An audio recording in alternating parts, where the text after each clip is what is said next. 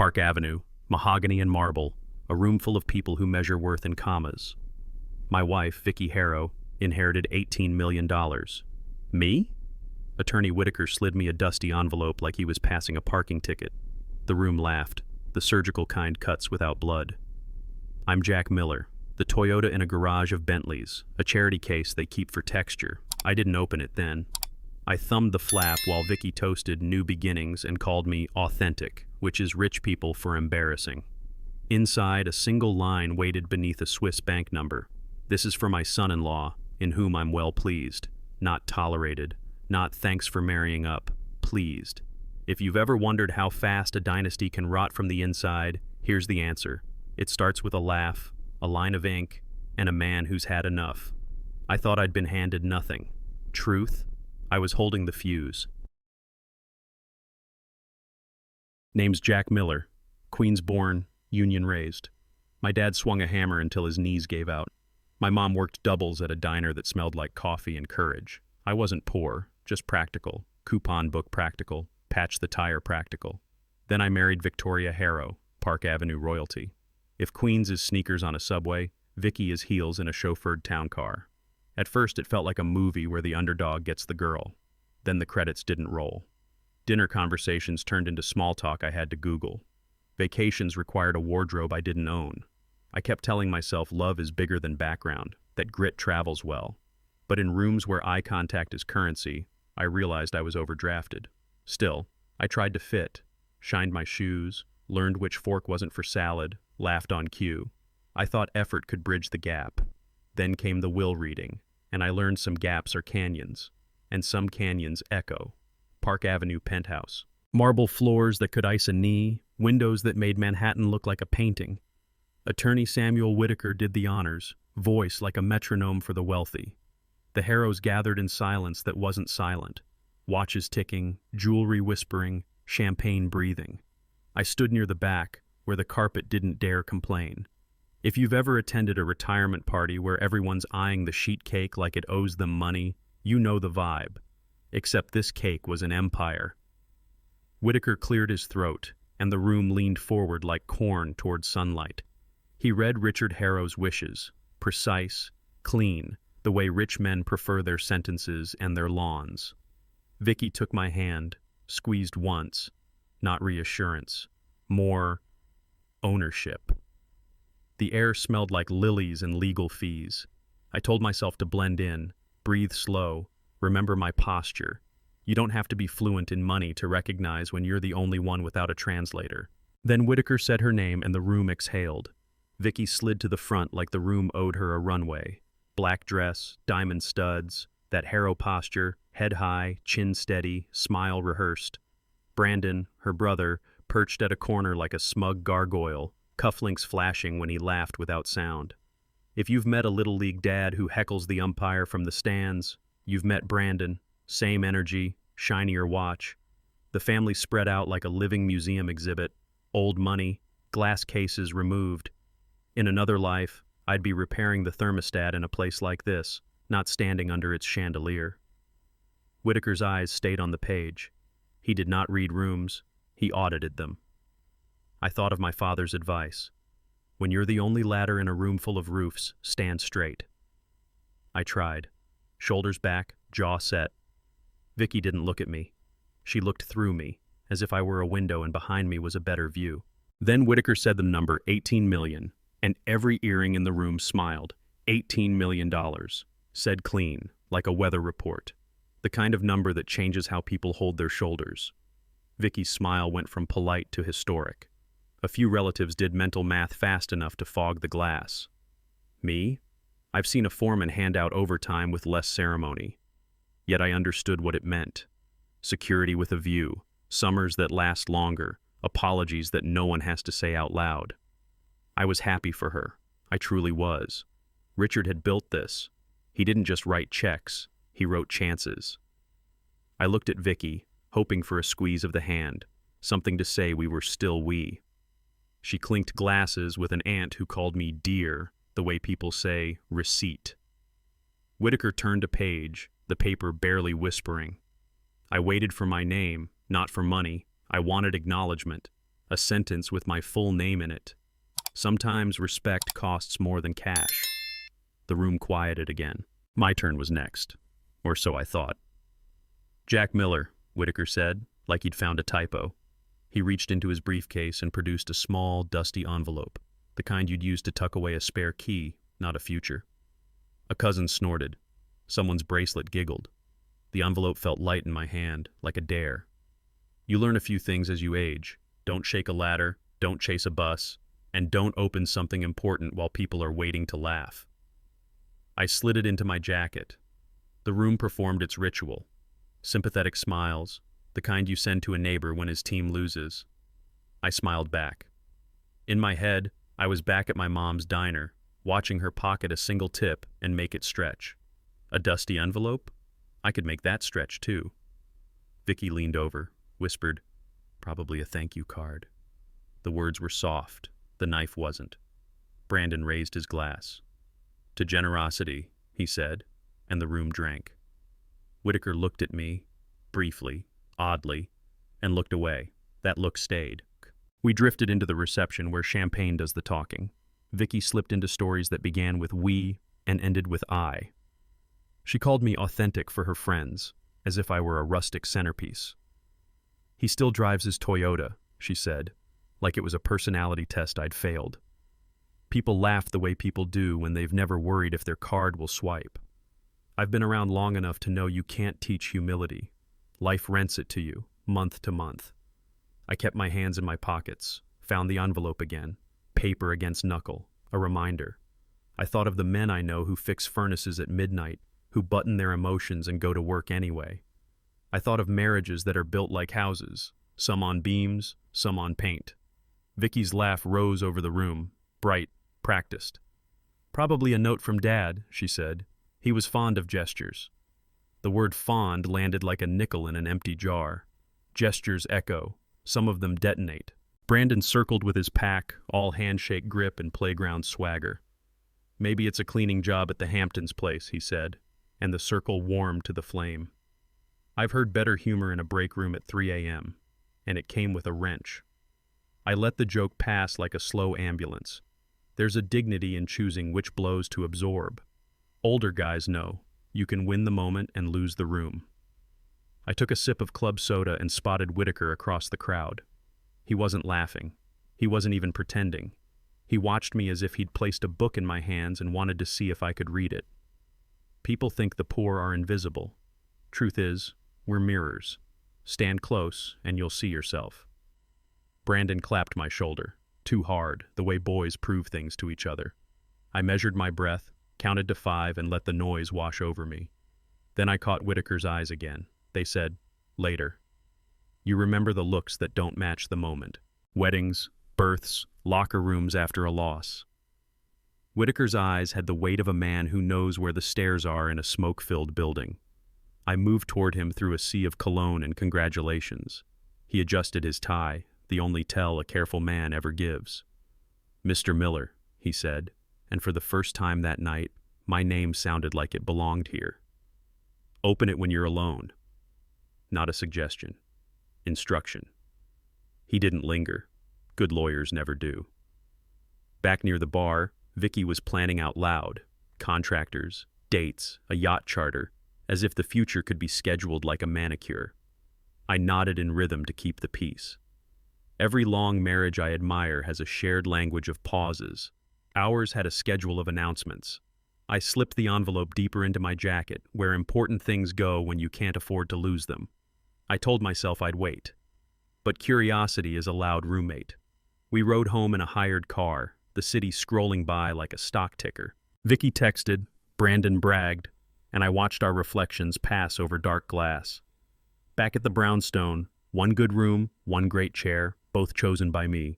I poured the cheap whiskey I actually liked and sat down with the envelope. Hands steady, breath steady, heart not steady. For every man who's ever opened a letter from the doctor, a bill from the hospital, a notice from a bank, you know that weight. It's not the paper, it's the door it might open. I slit the flap with a house key. Inside, a single sheet, heavy stock, a Swiss bank number, and one line in Richard Harrow's hand. This is for my son-in-law, in whom I'm well pleased. The room seemed to lean in, listening. I read it twice, 3 times, as if the ink might move. Well pleased, not tolerated, not endured, pleased. That's when Whitaker's look clicked into place. This wasn't a gesture, it was a map. The Harrow estate in the Hamptons didn't need to brag. The chandeliers did it for her. The driveway curved like a question mark you answer with money. Inside, the air was cold on purpose, the kind of chill that keeps flowers and feelings from wilting. Caterers moved like quiet referees, champagne doing what champagne does, softening edges, sharpening tongues. I stood near the French doors, watching the lawn roll down to the water, lights flickering on the bay like a second sky. If you've ever walked into a golf club banquet in your work boots, you know the feeling. You belong in the world, but maybe not in this room. I reminded myself to keep my shoulders easy, the way you do at a wedding when you're not sure where to sit. The band slid into something smooth, and laughter rose in pockets, little weather systems of approval. Somewhere in that storm, I was the barometer. The envelope in my jacket felt like a pulse, steady, patient, waiting. Vicky found her circle fast. Pearls, perfect hair, voices that never had to ask for a manager. "This is Jack," she said, bright as a commercial. "He still drives his Toyota." The laugh that followed was gentle on the surface and hard underneath, like patio ice. I smiled. I've known plenty of men who keep a truck for 20 years and measure time by oil changes. Cars get you home, status keeps you out late. A woman patted my sleeve and told me it was refreshing. I thought of my dad's calloused hands on a steering wheel, the quiet holiness of making it to Friday. If you're over 45, you learn to pick your battles and keep your receipts. I chose silence, let the joke pass. But I clocked the details: who laughed, who looked away, and who filed me under colorful. Vicky squeezed my arm like I was a prop arranged just right on the mantel. The band hit a high note. I heard the low ones. Brandon drifted over with a glass that had been refilled too often. He had that frat boy confidence men either grow out of or grow into. "Jack," he said, big grin. "Need any work? We've got plenty of floors at the Hamptons place." His friends laughed with their shoulders. I've heard better material in a warehouse at midnight, told by a guy with a bad back and good timing. I nodded, let the line float, watched it lose power. People my age know this move. Sometimes the win is not delivering the comeback you'll regret. Brandon tapped his glass for attention. Another toast, another reminder that money can rent a spotlight. "To family," he said. I thought of my mother's diner at closing, the way she'd brew one more pot for a regular who needed to talk. That's family, not a word you toss like confetti.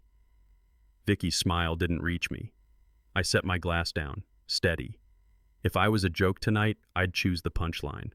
When you become a story at a party, you can feel it. Heads tilt. Questions start with, "So, is it true?" A woman with a diamond like a headlight asked if I'd ever been to St. Bart's, the way you ask someone if they've seen snow. Another guest praised my attitude, like I was a rescue dog who'd learned a trick. I remembered a foreman I knew who brought donuts every Friday from the cheap place because the cheap place hires teenagers. He didn't announce it, he just did it. That's the kind of wealth I understand.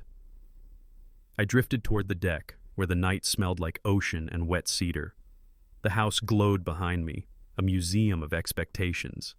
Inside, I could still hear Vicky's laugh, as polished as the silver. You don't have to be young to feel small, you just have to be outnumbered. I checked my watch. The hour had that late party tilt where jokes lean mean. I leaned the other way. At the edge of the crowd, I found a small mercy, a heavy glass, and a quiet corner. The whiskey was top shelf, but I held it the way I always have, like it's earned, not owed. I watched a line of cars pull up, a ballet of taillights. A caterer slipped on a tray, caught it mid-fall, kept going. That's my kind of hero. An older man beside me asked if I liked fishing. We swapped 5 honest sentences, the most human talk I'd had all night. He left to find his wife. I stayed to find my footing. If you've been married long enough, you know every season. The harvest, the drought, the frost that doesn't look like frost until the leaves are gone. Tonight felt like that. Pretty, brittle, cold. I rolled the glass in my palm, feeling the weight. The envelope tapped against my ribs like a polite knock. I told myself it was nothing. You learn to lower expectations. I lowered mine, and missed. Vicky's friends found me again. "You must be so proud of her," one said, eyes bright with appetite. Another added, "It must be nice not to worry about money anymore." I thought of our mortgage paid by the family, the strings I pretended were ribbons. "Jack's very grounded," Vicky chimed in. "Grounded is fine for airplanes and teenagers. For husbands, it sounds like a leash." The jokes circled back, light, neat, lethal. Not one was mean on paper, but real life isn't paper. I practiced the old man skill set: nod, smile, reserve judgment. Then Vicky added, "Dad adored gestures," and shot me a look that read like a footnote. See Jack's envelope. The laughter eased out of people like fog. If you're between 30 and 65, you know the sting of being good-natured while someone pockets the win. I finished my drink, set it down clean. The band played a slow song. Nobody danced. I felt more alone in that crowd than I ever did in an empty room. Driving home later, the silence between us felt rented by the hour. Vicky scrolled, booked a contractor, made a note about a yacht. I watched the city pass in the window, our faces layered over skyscrapers. Two lives pressed on the same glass, moving in different lanes. In long marriages I admire. There's a shared joke, a shared scar, a shared chair that fits you both. We had wardrobes and calendars. We had a highlight reel others envied, and a blooper reel only I watched.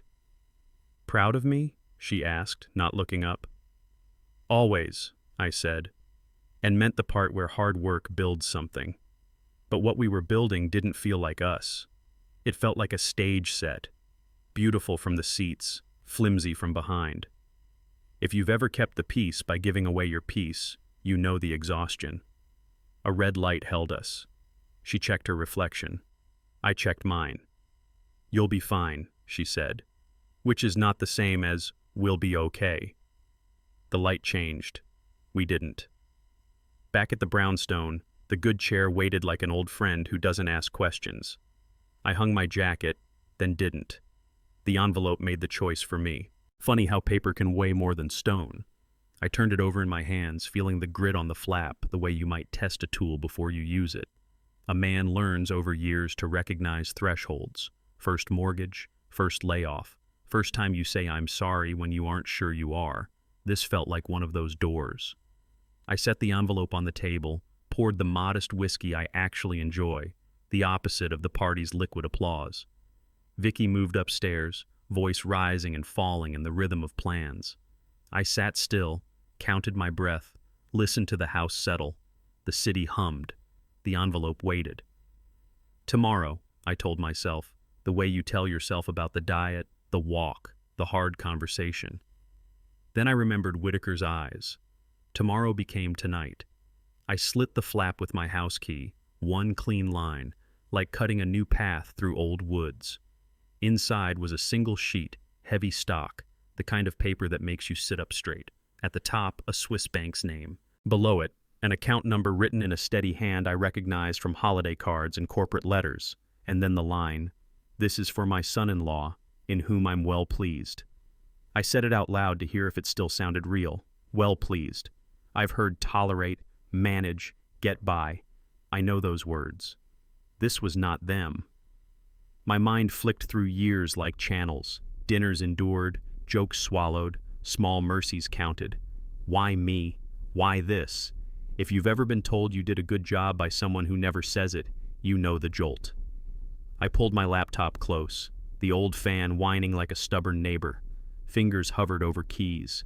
I wasn't ready for answers, but I was done with questions. The room narrowed to the glow of the screen. The bank's site loaded like it was trudging uphill. I typed the account number. The site asked for verification, full name, date of birth, relationship to the account holder. A drop-down appeared: spouse, child, business partner. And at the bottom, like a door only I could see, son-in-law. I clicked it. Upstairs, footsteps crossed hardwood. Downstairs, the radiator sighed. The loading circle spun like a coin that refuses to land.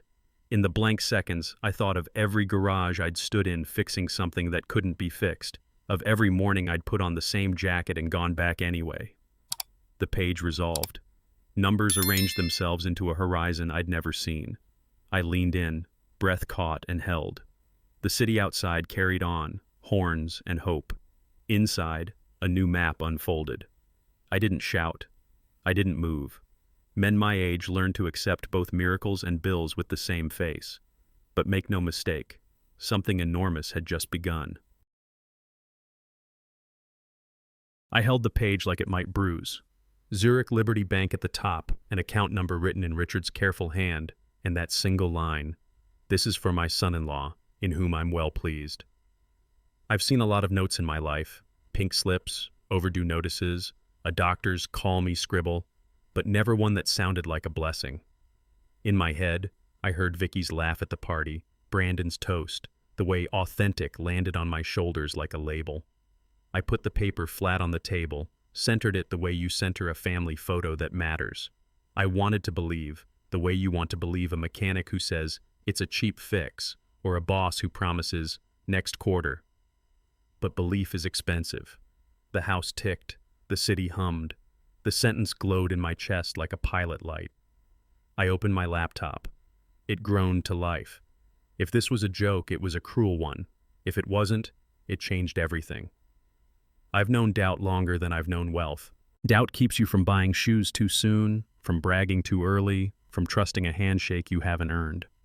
I stared at the account number and imagined the punchline. Maybe I'd land on some empty ledger, or worse, a few thousand salted away for sympathy. I pictured Brandon laughing, Vicky rolling her eyes. He thought it was real. Doubt isn't always a villain. Sometimes it saves you from falling in love with a story. I tried to think like my father. Check the studs before you hang the cabinet. Don't be a mark, he'd say. Be a measure. I traced the digits with my finger, matching them to the page, matching my breath to a slow count. The whiskey glass had a ring of sweat on the table, a cheap halo. Upstairs, water ran, then stopped. I looked at the envelope again. Doubt said, "Wait." Something quieter said, "Go." In the end, I listened to the voice that didn't sound like fear. There's a point where a man decides to stop guessing and check. It's the same moment you pop the hood instead of cursing the engine, the same moment you ask the doctor for the numbers, not the hope. I pulled the laptop closer and angled the screen away from the window, a habit from every job site where eyes are always on you. The bank's URL looked official, not glossy. The login page was plain in a way that made it more serious. No ads, no cheer. My fingers hovered. I thought about all the times I'd waited for answers, for the test result, the promotion, the callback after the interview. This felt like those, but louder on the inside. I typed the account number exactly as written, speaking each group of numbers like a prayer I wasn't sure I believed in. I tucked the note under my palm, as if someone might grab it. Reason isn't romantic, but it's sturdy. Tonight, sturdy was what I needed. The laptop fan spun up like a tired old neighbor clearing his throat. The bank page asked for exactly what you'd expect. Full legal name, date of birth, last 4 digits of an ID. I filled out enough forms to know the rhythm. I typed slow, careful, like I was tightening lug nuts before a long drive. Each keystroke had weight. I thought of my mother at the diner, how she'd double-check the register before closing, fingers counting, lips moving. This was like that, but with stakes I couldn't name yet. The cursor blinked in the final field, waiting. I inhaled, exhaled, hit enter. The screen shifted to a verification page, the kind you hope is real and fear is fake. A code texted to my old number popped up. I typed it in. The machine whirred again, less grumble, more climb.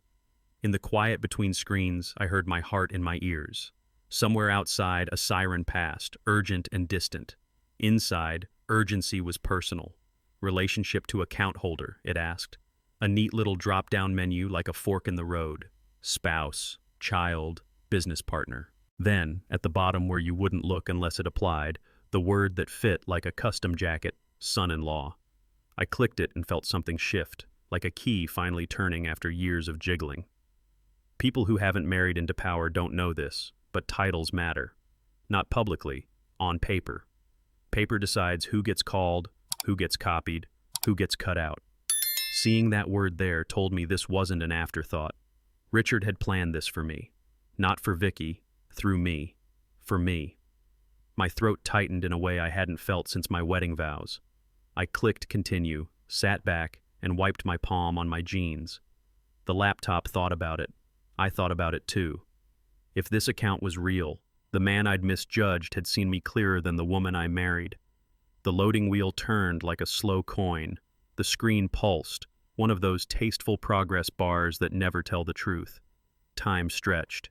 If you're over 30, you know the minutes that last an hour.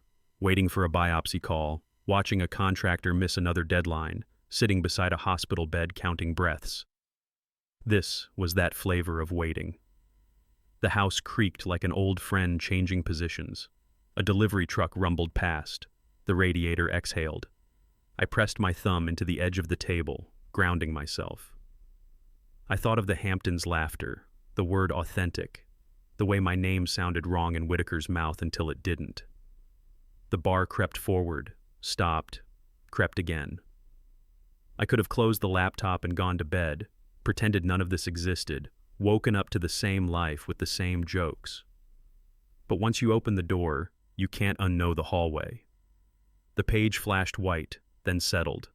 I leaned closer, breath steady, because I've learned to meet impact with stillness. The number didn't shout. It sat there in clean black font, as calm as a sunset. Current balance, $142,000. My brain did what all brains do. It tried to make it smaller. Maybe it was Frank's, maybe a decimal slipped, maybe a demo account. I blinked. The number didn't. Years compress in moments like that. I was back in my father's pickup counting crumpled bills for rent. I was in a hospital hallway, hand on a vending machine, praying for good news. I was at the kitchen table, telling myself our marriage just needed time. Now the screen said something different. Capacity. Not for yachts or marble, but for choices. I didn't whoop or cry.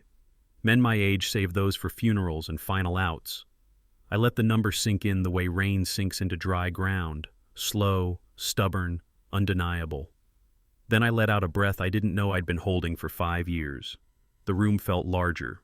The world did too. I refreshed the page like a man checking a lottery ticket under better light. Once, twice, 3 times. The number held, steady as a monument. I logged out and back in. Same balance. If you've ever had good luck after a long dry spell, you know the instinct to slap it, test it, make sure it's not made of soap bubble. I clicked through tabs, searching for the catch, the condition, the footnote that would turn mine into maybe. There wasn't one. I sat back and studied the room, as if my old chair and scuffed table could tell me how to proceed. The cheap whiskey on my tongue tasted better than any vintage I'd had that night. Money didn't change that. It just made the taste honest.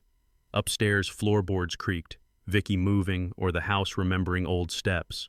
I refreshed one more time. The number stayed like a promise that didn't need to be loud to be true. It was real. The question became, what now?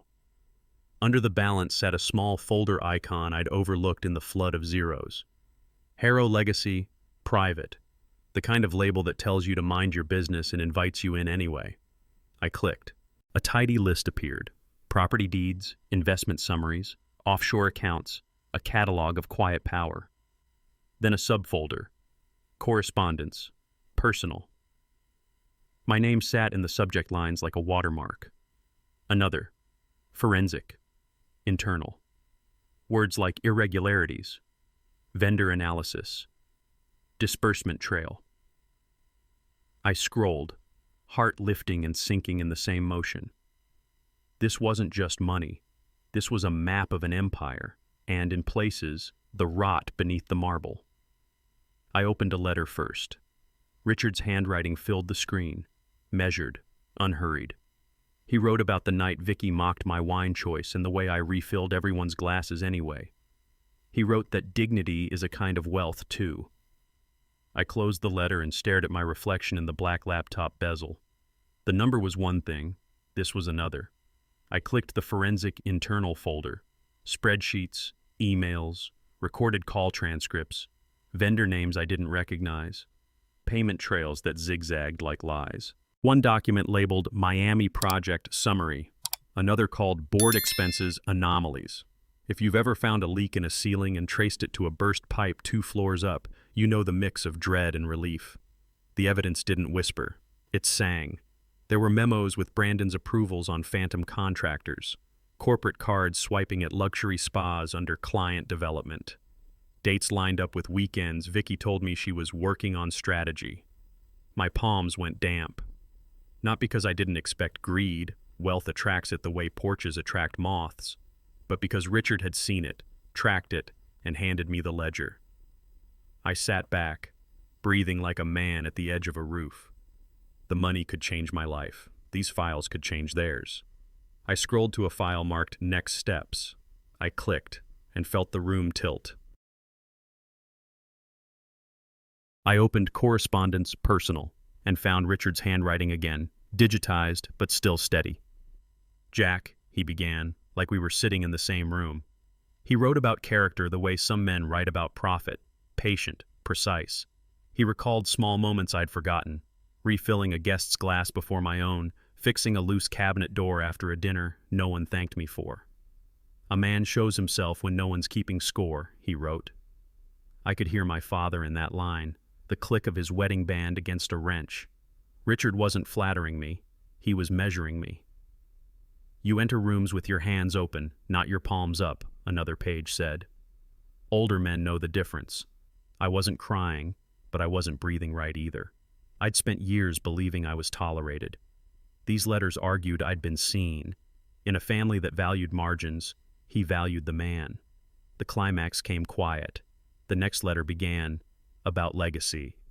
Grace is a word most men my age don't use. We talk in nails and numbers, but Richard did. He wrote, "You absorb insult without bouncing it back. That's not weakness. That's discipline." He described the night Vicky mocked my wine choice and how I kept pouring for everyone else. "Grace buys time for truth to arrive," he said. I thought of a buddy who drove an extra 30 minutes after his shift to jump a stranger's battery. That's Grace in work boots. Richard's words cut through the years like new glass. You choose the high road without witnesses. That line sat me up straight. If you've ever done the right thing when it doesn't even pay you an applause, you know the ache he was naming. He wasn't praising manners. He was naming a muscle, one I'd built without a coach. The letter ended with a promise. I am placing weight where it can be carried. I looked at my hands. They felt full. The dates on the letters stretched back years. Engagement, first Christmas, first fight that went public.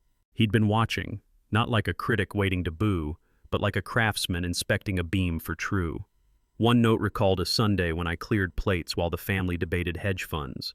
Another mentioned the time I drove Brandon home so he wouldn't risk a DUI, then walked to a Subway at midnight. "You didn't announce it," he wrote. "You acted." Men over 30 know the difference between a gesture and a habit. One photographs well, the other holds a roof. Reading, I felt both pride and grief. Pride for being noticed honestly. Grief for all the years I assumed the old man didn't care. He cared enough to keep receipts, not of money, of moments. The last letter in the set ended. "If this reaches you, I am gone. What I give you is not charity, it is alignment." My chest tightened. Alignment with what came next. Legacy makes most people think of portraits and plaques. Richard reframed it. "An inheritance without a steward is gasoline without a brake," he wrote. "I don't need a harrow by blood, I need a harrow by backbone." The sentence hit like a bell in an empty church. I'd married into marble. He was offering me a mission. I scrolled to a page titled Appointment of Discretion. He'd left me not just money, but the right to decide what it meant. "Use it to build, not to pad," he said. Men who've ever fixed a porch know this. The real test isn't buying the boards, it's choosing where to lay them. For the first time in years, I felt taller without moving. If being a son-in-law had made me a prop in their world, being his steward made me a pillar in mine. Then a new folder name pulled me sideways. Evidence, internal. Stewardship would not be sentimental, it would be sharp. Evidence, internal. Even the font looked colder. I clicked and found subfolders labeled with dates, divisions, and 2 names I knew too well. Victoria and Brandon. My throat went dry. Tabs opened like trapdoors. Expense reports marked client development with spa charges and designer boutiques listed on weekdays that started with brunch. PDF trails with Brandon's approvals for vendors I'd never heard of. Addresses that mapped to mail drops. Phones that rang to nowhere. It felt like finding a leak behind fresh paint. You don't see the damage until the wall crumbles under your hand. In one memo, Richard wrote, "Pattern established. Waiting confirms rot." He hadn't guessed. He'd documented. Another file. Board brief, deferred. He'd tried to bring it up. Deferred.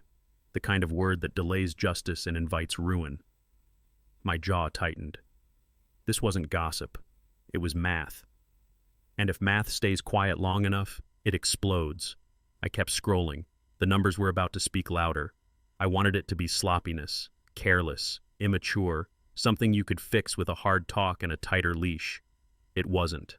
The spreadsheets laid it out. Shell companies, fake vendors, payments split below audit thresholds, receipts altered by a pro, not a fool. Brandon's Miami project appeared. All renderings and no ground broken. $2 million in air poured into pockets. Vicky's strategy retreats matched 5-star resorts. Company cards singing like slot machines. Recorded calls, clean, legal. Caught phrases like, "run it through," and "dad won't notice." He noticed. He built the case like a house. Footings, frame, finish. The files ended with a draft referral to federal investigators, unsigned. Time ran out on the man before it ran out on the plan. If you've ever held proof that someone you love crossed a line, you know the nausea that feels like anger wearing grief. I sat back, palms flat on the table, the way you do when a car stops inches from your knees. There it was, the punchline to every party joke. The people who called me authentic had been counterfeiting character. The man they mocked for driving a Toyota had been the one paying full price. I replayed Brandon's toast, Vicky's gestures, the gentle cruelty wrapped in linen. Turns out the dustiest thing in that room wasn't my envelope, it was their integrity. I thought of Maria, our housekeeper, who mailed half her paycheck home and never took extra time on her timesheet. She needed lectures about ethics, less than anyone in that house. The humiliation I'd swallowed hardened into something useful. Clarity. They weren't just mean, they were criminal. The difference matters. One you endure, the other you report. A memory surfaced. Richard's line, "I don't need a harrow by blood. I need a harrow by backbone." Backbone isn't a speech. It's a choice that costs you. I looked at the balance again. Money could buy silence. It could also bankroll courage. I laid it out clean on a legal pad, old school. Option A, walk. Take the $142 million, vanish where the weather is kind and the questions are few. Buy a quiet life, a used boat, a good dog, a porch that faces west. Option B, report. Package the evidence, kick the hornet's nest, watch the world learn who the heroes really are. I pictured men I respect, retired cops, union stewards, small shop owners who keep a ledger like it's scripture. What would they say? "Son, if it's wrong, fix it." But they'd also warn me, no one hands out medals for making rich people face consequences. Both roads cost. One cost peace of mind, the other cost peace in mind. I stared at Vicky's name on an expense report, remembered our vows spoken under a white arch and a blue sky. Does loyalty mean protecting lies, or protecting the world from them? The pen hovered. The page waited. The next breath felt heavier than money. I didn't sleep. Men my age don't pace. We sit, we calculate, we revisit. I replayed every holiday, every dig, every time I told myself to let it go. Then I heard Richard again. "I'm placing weight where it can be carried." Was I built to carry this? I thought of the guys at the shop who pool cash when someone's kid gets sick. I thought of the neighbor who shovels the other guy's sidewalk first. That's justice in work clothes. Law is the larger version. Fear ran its script. What if they come after you? What if no one believes you? What if the story eats your life? But fear forgot the new variable. I wasn't broke anymore. I could afford to do the right thing and survive it. Money doesn't buy you a soul, but it can rent you a spine while yours grows. Dawn bled into the blinds. The city stretched. My decision felt close enough to touch, and still out of reach. The house woke early. Vicky came downstairs in a robe that cost more than my first car and fired off orders on speakerphone. Then Maria arrived, 5 minutes early as always, carrying a thermos and a smile she could afford less than we could. Vicky didn't let her set the bag down. "We're making changes," she said. "I need staff that reflects my status." That word again, status, not service. Maria stood a little smaller and nodded like people do when they can't afford to argue. Vicky dismissed her with a wave that had never scrubbed a sink. I walked Maria to the door.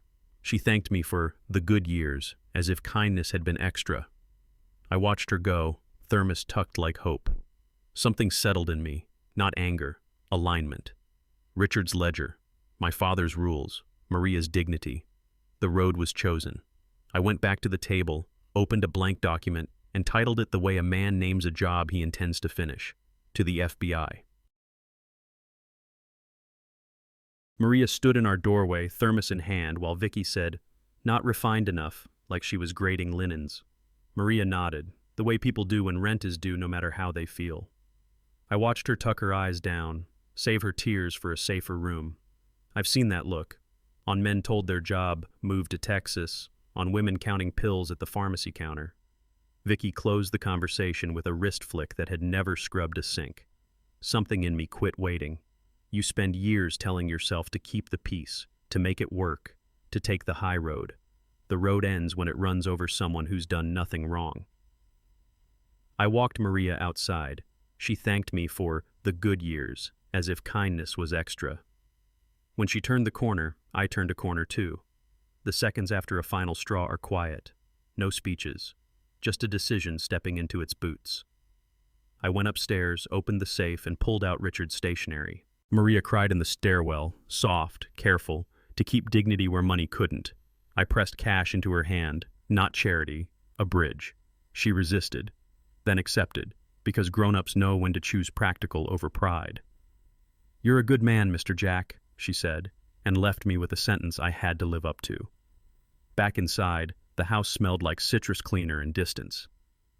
Vicky was on a call, ordering a yacht charter like she was picking a movie. I sat at the table where I'd learned bad news by mail and good news by work. The laptop woke. The files waited. There's a switch older men know, when grief hardens into purpose. Mine flipped. I pulled the legal pad back, drew 2 boxes, protect and pursue.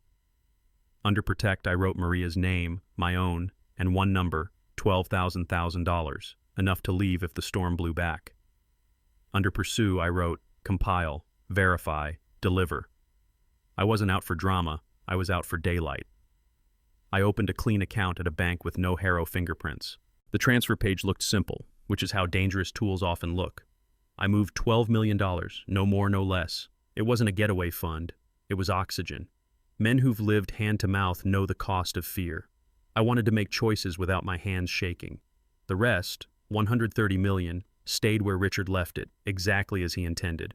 I documented the move the way a shop owner notes cash drops, date, time, reason.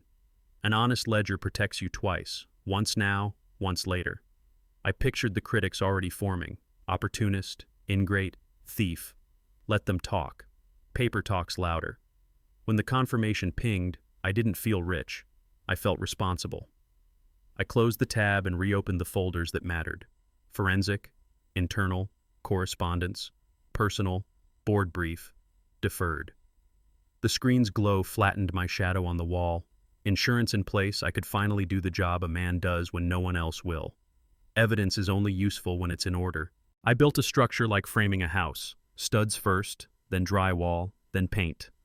Folder by folder, I copied files to an encrypted drive. Emails, invoices, wire confirmations, travel itineraries that matched spa receipts. I created a master index. Dates in one column, document titles in the next, what it proves in the third. I cross-referenced Brandon's Miami project payments with bank withdrawals and non-existent contractors. I matched Vicky's strategy retreats with company card statements and 0 deliverables. For every claim, a receipt. For every receipt, a witness or a timestamp. I wrote summaries in plain English, the way you explain things to a tired man after a double shift. Simple, exact, human. When a question appeared, I noted it instead of guessing. Guessing breaks cases. Questions build them. Midnight slid toward morning. I kept going. The work steadied me, cut, stack, label. By sunrise, the mess had bones. It looked less like gossip and more like gravity. I printed a cover memo, subject, embezzlement and fraud, Harrow Industries, summary and exhibits. Then I wrote like a contractor's estimate, scope, materials, timeline, total damage. Bullet points that could carry in court. Shell vendors, split payments, falsified invoices, travel billed as client development, wire trails to offshore accounts. I flagged the strongest pieces. A call where Brandon said, "Run it through."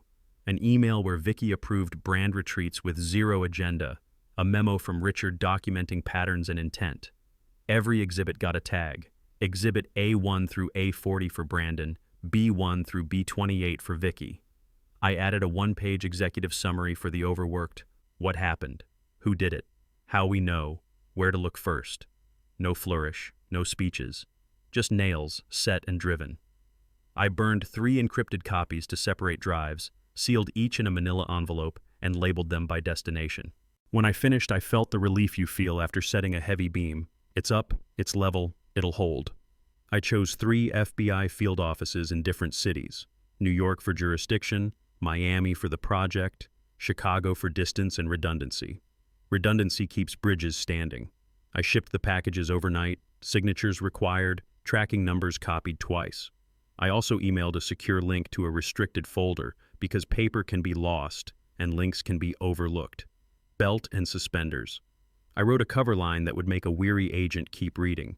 Pre-compiled evidence of ongoing corporate fraud, active concealment, primary actors inside. I kept my name minimal, contactable, not central. Let the documents tell the story. I watched the tracking pages populate. Accepted, in transit, out for delivery, delivered, signed. Each update felt like a nail biting down. I didn't pray for revenge. I prayed for competence. Get it to the right desk, put it in the right hands. Give the truth a hallway to walk down. When the last signed appeared, I closed the laptop and finally stood up. My legs shook, then steadied. From Richard's stationery box, I took a single sheet, the same weight as the note he left me. I practiced the line once, then wrote it in my neatest print. This is for my son-in-law, in whom I'm well pleased. I slid it into an envelope addressed to Vicky's attorney, the one who'd smiled through my invisibility. No explanation, just the sentence that had changed my life and soon would change hers. It wasn't spite, it was symmetry. There's a special kind of clarity when you return a message to the person who mocked it. I pictured her opening it after a court date, trying to decide if it was a taunt or a benediction. Maybe it was both. I sealed the envelope and set it aside. Some things you send not for a rival, but for record. I placed my pen on top like a lid on a pot. In a corner of the page, I wrote 2 words I hadn't let myself say out loud. Thank you. The day after I mailed the packages, time went rubbery. I tried to work, but work requires a mind that's not standing on a diving board. I cleaned the same counter twice. I opened the fridge, closed it, opened it again like it might have news. I walked the block, counted cracks, nodded to the deli guy who knows everyone's story by their sandwich. My phone stayed face down on the table, screen dark, heartbeat loud. If you've ever waited on lab results, you know that every sound is either too loud or too quiet. I imagined agents shrugging, boxes stacked behind a desk, or worse, phone calls to Harrow lawyers before anyone read Exhibit A. Then I remembered Richard's thoroughness. He hadn't raised his voice. He'd raised the floor. In the afternoon, I brewed coffee strong enough to hold me upright, sat down, and wrote instructions for myself. No calls, no boasts, no sudden moves. Evening fell. The city kept breathing. I matched it, breath for breath. On the 4th morning, the news found me before the coffee did. A headline climbed my screen. FBI raids Harrow Industries in fraud probe.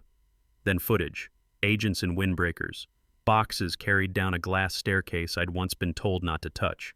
Another headline, executive siblings under investigation. I turned up the volume. A reporter spoke words I'd organized into folders. shell vendors, falsified invoices, offshore transfers. They ran B-roll of the Hamptons estate, the same lawn where I'd practiced being invisible. I didn't cheer. Men my age understand that justice is surgery, necessary, bloody, and nothing to clap for while it's happening. I texted the tracking numbers to myself again. A private ritual. Delivered. Signed. Coffee went cold. I poured it anyway. The anchor said, "Arrests expected." I looked at Richard's note on my desk, the line that started the fuse. Somewhere in a courthouse, paper had become action. Somewhere in a boardroom, laughter was hard to find. I waited for the names.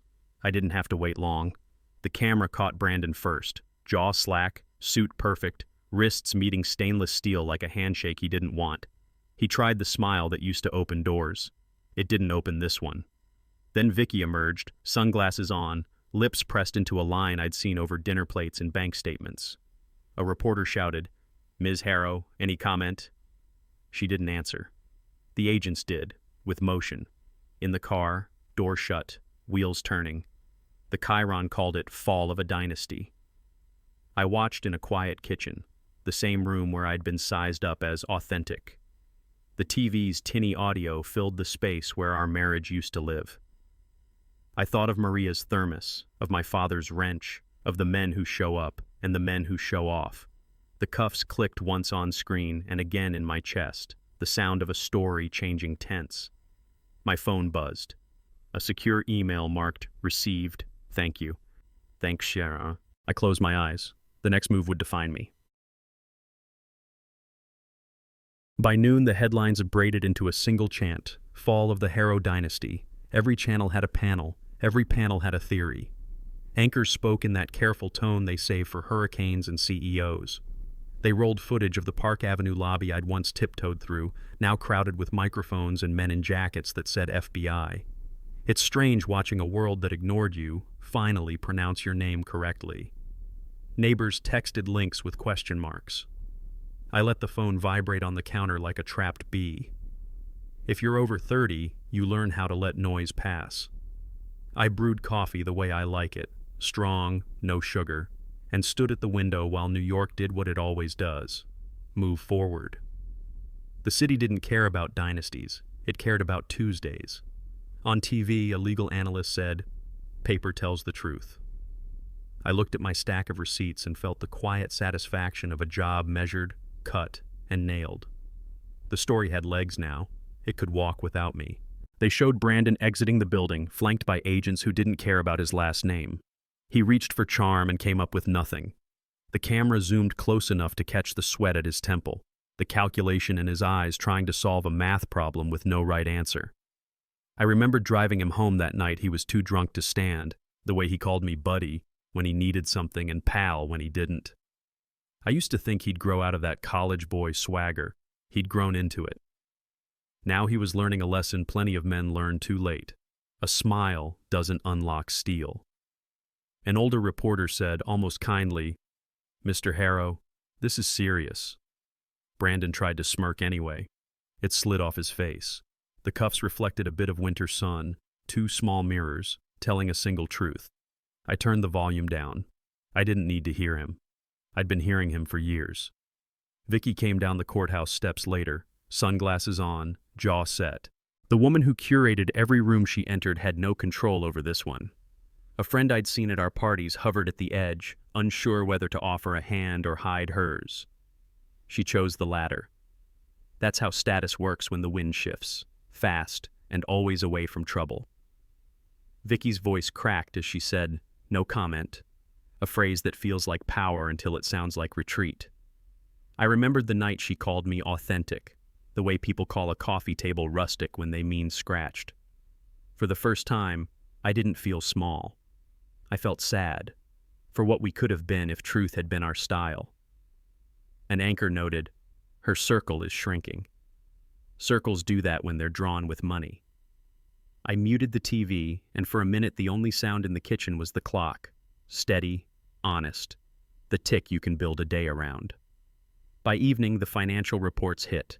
Accounts frozen, cards declined, construction paused in the Hamptons mid-gilding. A contractor I'd met at a holiday party, the kind who knows every shortcut and the cost of each, told a reporter, "We need payment up front." It was the most honest sentence that House had heard in years. I sat at my table with a legal pad and wrote 2 columns. What's next for them? What's next for me? Their column wrote itself. Arraignments, lawyers, statements crafted to sound like sentences. Mine was shorter. Disappear, decide, do good. I opened a drawer and pulled out the envelope I'd addressed to Vicky's attorney. I added 1 line under my signature. Return to sender, eventually. Then I set it aside. Some messages are journeys. Outside, sirens wove through traffic. Inside, the radiator hissed like an old friend telling me to keep my feet warm. The house felt lighter. Not because money left it, but because pretending did. I didn't take much. 1 duffel with the clothes I actually wear, the watch my father left me, the note Richard left me. I left the good chair, the only thing I'll miss, and a sealed envelope on the kitchen counter, addressed to Vicky. Inside, Richard's line in my hand. This is for my son-in-law, in whom I'm well pleased. No explanation, no victory lap. Just the echo returned to its sender. I locked the door behind me and felt the heaviness lift the way a tool belt does when you take it off after a long day. Hips lighter, back taller. The cab driver asked where to. JFK, I said. He nodded, radio low, city loud. If you've ever left a job on your own terms, box in arms, you know the cocktail of grief and relief that fills your throat. I watched Brooklyn slide by, brick and sky, and thought, freedom isn't a place. It's the absence of permission. Tonight, I wasn't asking anyone for anything. Costa Rica didn't ask me questions. It offered heat, shade, and a language that forgives accent. I rented a small place near the water, 1 fan, 2 good locks, a porch where morning starts early. The beer was cold, the coffee was honest, and nobody cared what my last name could buy. I made friends with a man who fixed boat engines and a woman who sold empanadas like small rescues. We spoke in trades, hands, not titles. I read paperbacks and ran old miles out of my knees on sand.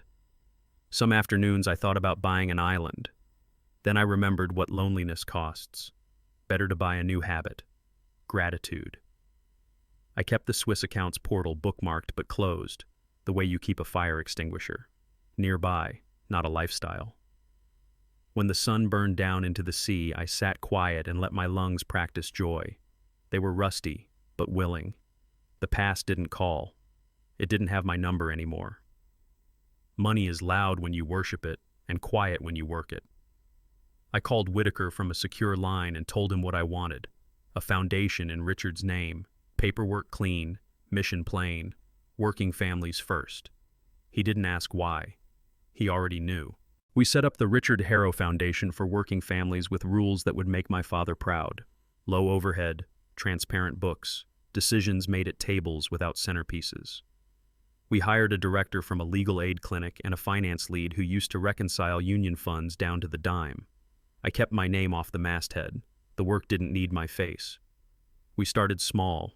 A wage theft case in Ohio, rent relief in Milwaukee, a scholarship for a kid from Queens who reminded me of me, hungry enough to study during bus rides. Every grant felt like a nail set true. Richard had left me capacity. Purpose taught me how to spend it. I slept better. Not softer. Better. We learned fast. People don't need lectures. They need invoices paid and doors opened. The foundation funded attorneys who speak fluent bureaucracy, translated forms that might as well be in code, covered a month's rent so a family could breathe long enough to plan. I visited a small shop in Detroit where a machinist showed me a time card with hours missing like teeth.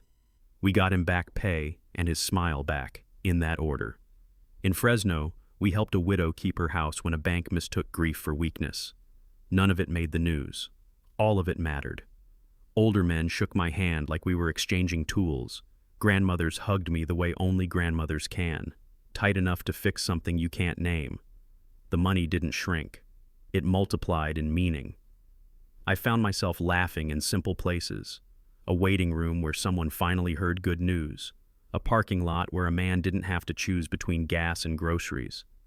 I used to think power was marble and yacht wakes. Turns out it's a prepaid phone plan for a worker who can't miss the call that hires him, A month of childcare so a nurse can take the night shift, a lawyer who knows your name and your chances. One night, on the porch, I read Richard's letters again. The line that once felt like a riddle reads different now. I am placing weight where it can be carried. He didn't mean money alone, he meant responsibility. I could have bought a fleet of cars I don't like and a house that cleans itself. Instead, I bought leverage for people who've only ever felt the other kind. That's the trick no one teaches. Wealth is a tool. Character decides which end you hold. The ocean thumped like a slow heart. I raised my beer to the dark and thought of Maria, my father, the men who show up, and the boy from Queens. I wasn't rich. I was useful. Richard didn't just leave me money. He left me permission to choose the kind of man he believed I could be. I chose justice. Not the loud kind with speeches, the steady kind with receipts. The Harrows lost their marble. I found my footing. Freedom didn't look like a yacht. It looked like breathing without permission, helping without applause, sleeping without a lie in my mouth. If you've ever been laughed at for where you came from, hear me. The best revenge isn't getting even, it's getting free. Money can buy a spotlight, character builds a lighthouse. Tonight, I'm done with rooms that require costumes. I'm building tables with extra chairs. If this story found you at the right time, say it with me in the comments. Character over money. And choose. Do you take the cash and walk, or stand your ground and call it what it is? Your answer writes the next scene. Mine already did. The door behind me is closed. The horizon ahead is open.